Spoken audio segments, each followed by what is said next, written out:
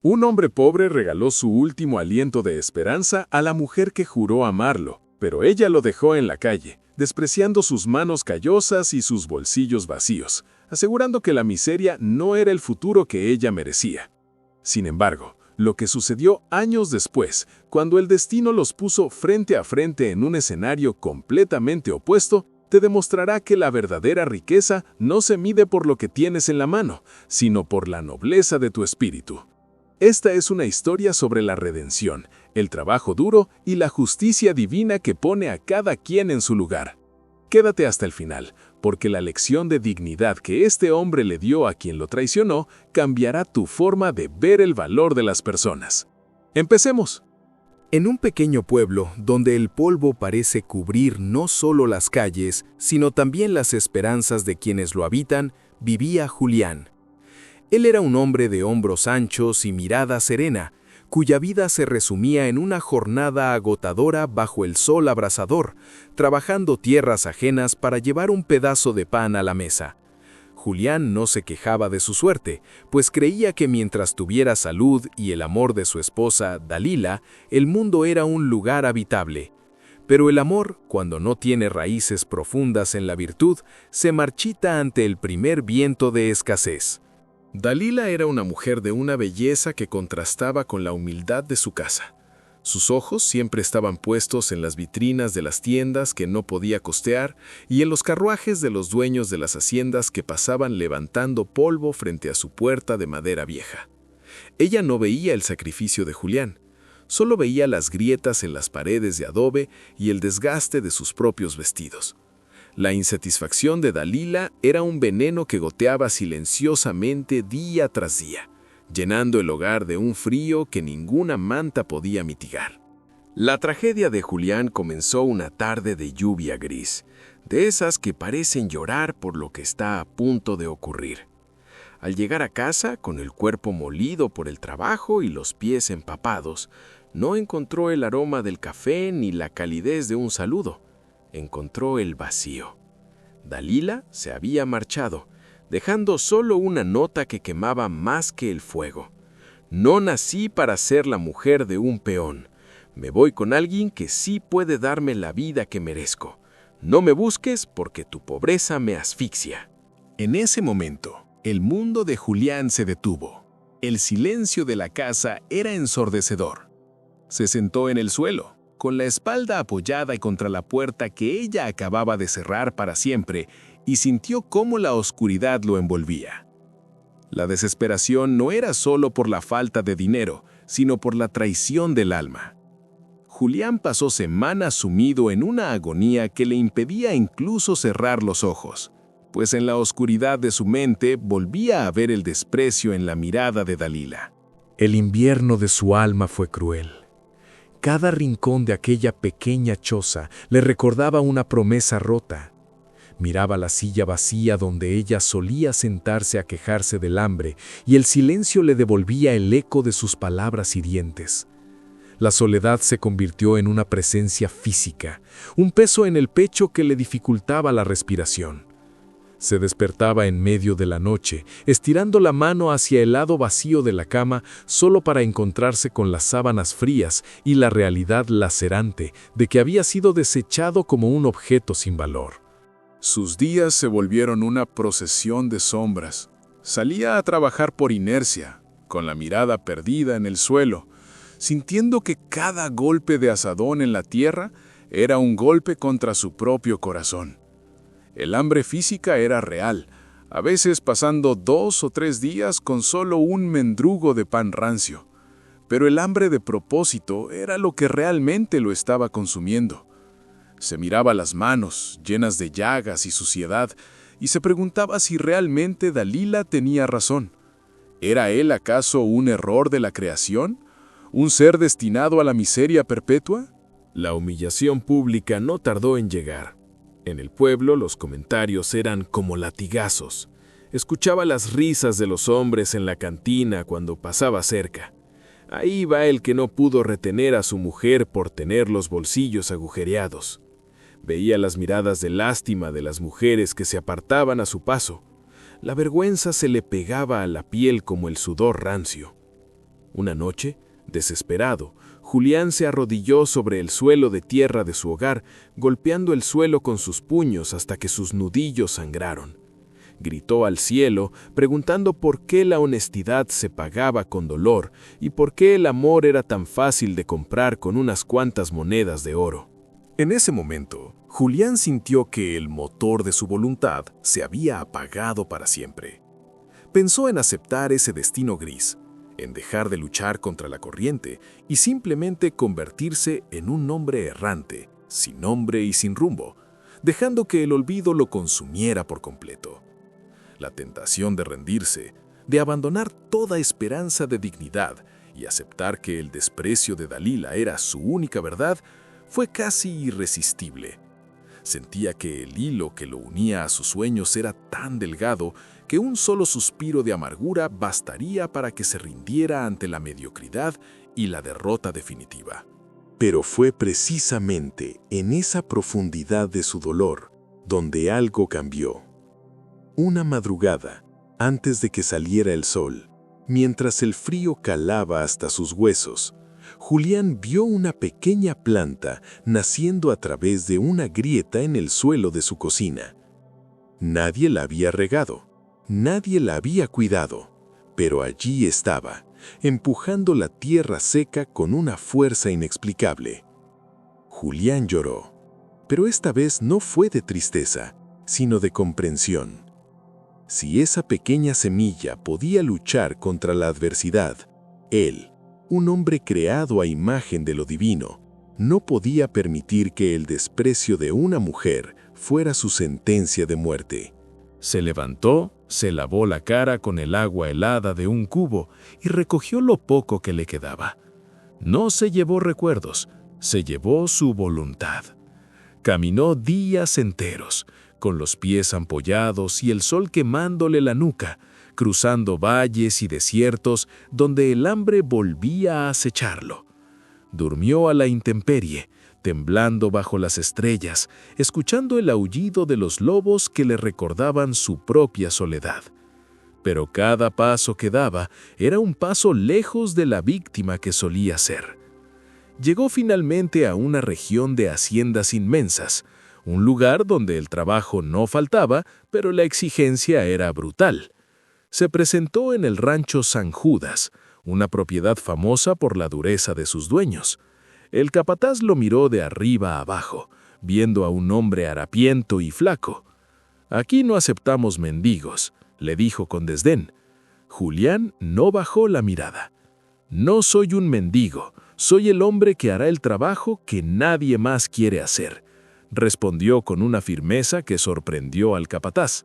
Lo asignaron a la limpieza de las cuadras de los sementales más agresivos, una tarea peligrosa y degradante que la mayoría rechazaba. Julián aceptó sin dudar. Trabajaba desde antes del alba hasta que la luna estaba alta en el cielo. Sus manos, ya marcadas, se cubrieron de nuevas capas de callos. Soportó insultos de otros peones que intentaban probar su temple. Soportó el cansancio extremo que hacía que sus músculos temblaran como hojas al viento, pero no se detuvo. Cada vez que el agotamiento quería derribarlo, recordaba la cara de Dalila cuando le dijo que su pobreza la asfixiaba. Ese recuerdo ya no le causaba llanto, le daba una fuerza de hierro. Empezó a estudiar la tierra, a observar cómo los veterinarios curaban al ganado, a entender los ciclos del agua. Se volvió indispensable. Si una vaca enfermaba a medianoche, Julián estaba allí. Si una cerca se rompía en medio de una tormenta, Julián era el primero en salir a repararla mientras los demás se escondían bajo sus mantas. Su disciplina no era humana. Era la disciplina de alguien que ha muerto una vez y se niega a morir de nuevo. Con el tiempo, don Aurelio, el dueño del rancho, un hombre de pocas palabras pero gran observación, comenzó a darle responsabilidades mayores. Julián empezó a administrar los recursos, a optimizar las siembras, y cada centavo que ganaba lo guardaba con un celo sagrado.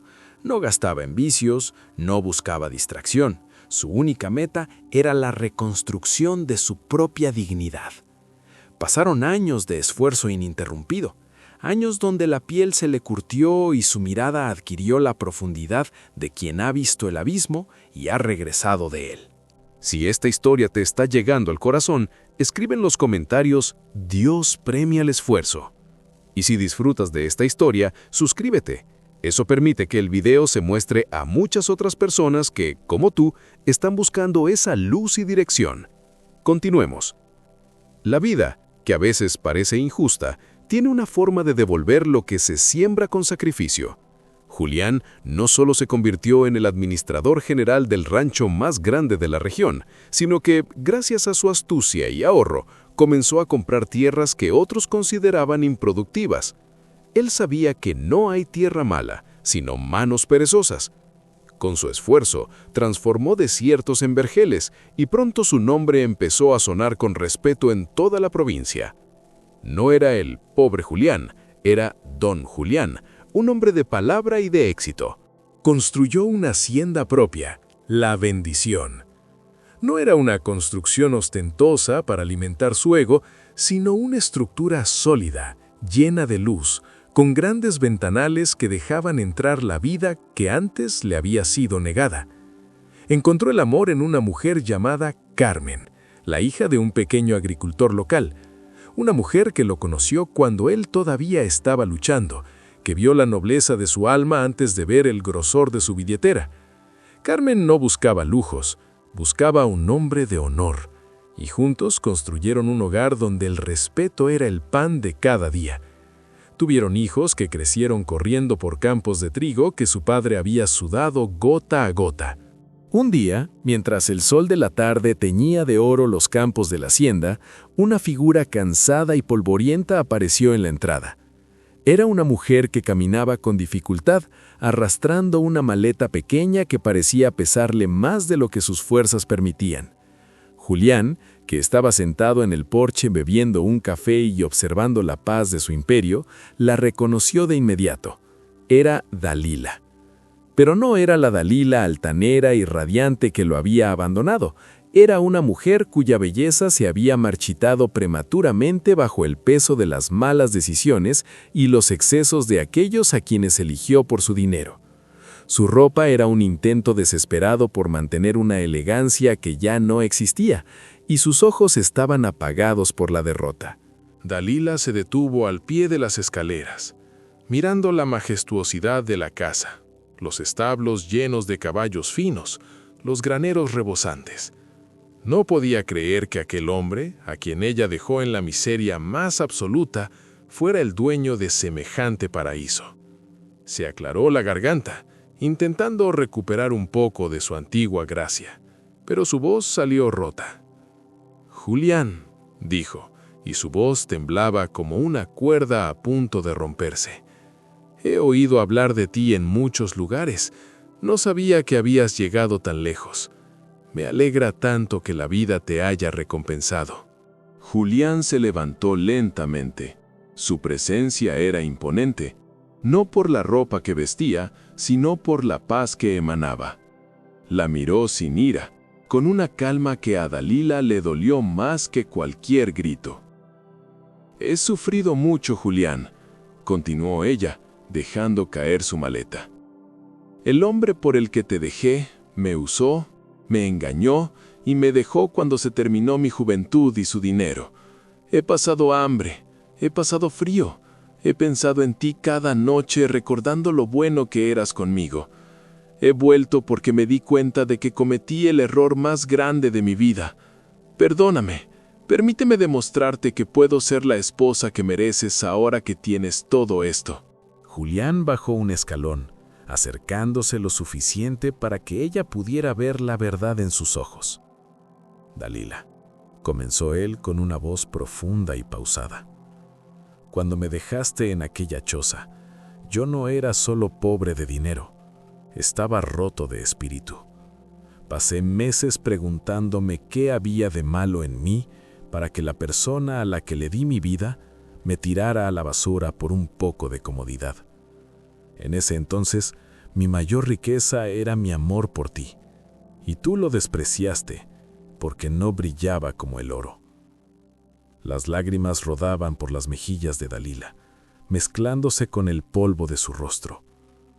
Pero ahora podemos ser felices, Julián. Mira todo lo que tienes. Hay espacio para mí. Ese es tu error, respondió Julián con una tristeza serena.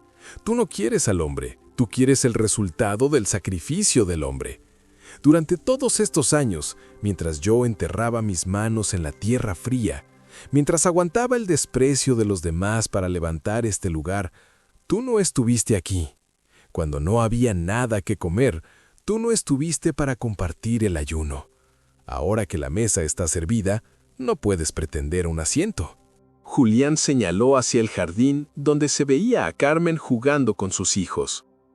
Esa mujer que ves allí me amó cuando mis manos olían a estiércol y mis bolsillos solo tenían deudas. Ella me ayudó a plantar cada uno de estos árboles que hoy nos dan sombra. Tú decidiste irte cuando no había nada, y por ley de vida no tienes derecho a volver cuando todo ya está hecho. Mi casa está llena, Dalila, pero no de lujos, sino de lealtad, y en esa mesa ya no queda espacio para la traición. Dalila bajó la cabeza, comprendiendo que algunas puertas no se cierran con llaves, sino con actos. Recogió su maleta y sin decir una palabra más, se alejó por el camino real, convirtiéndose en un punto pequeño en el horizonte. Julián suspiró, elevó una oración de gratitud por haber tenido la fuerza de no rendirse en su hora más oscura y regresó al calor de su familia. Esta historia nos recuerda que Dios utiliza la escasez para probar la fidelidad de quienes nos rodean y la fortaleza de nuestro propio corazón. No sufras por los que se marchan cuando tus manos están vacías. Entiende que es la mano de Dios limpiando tu camino de personas que no merecen estar presentes en tu victoria. Te agradeceré mucho que des like y te suscribas para más relatos. Y comparte este video con aquella persona que creas que necesite escuchar esta lección hoy. Gracias por acompañarnos. Nos vemos en el próximo video.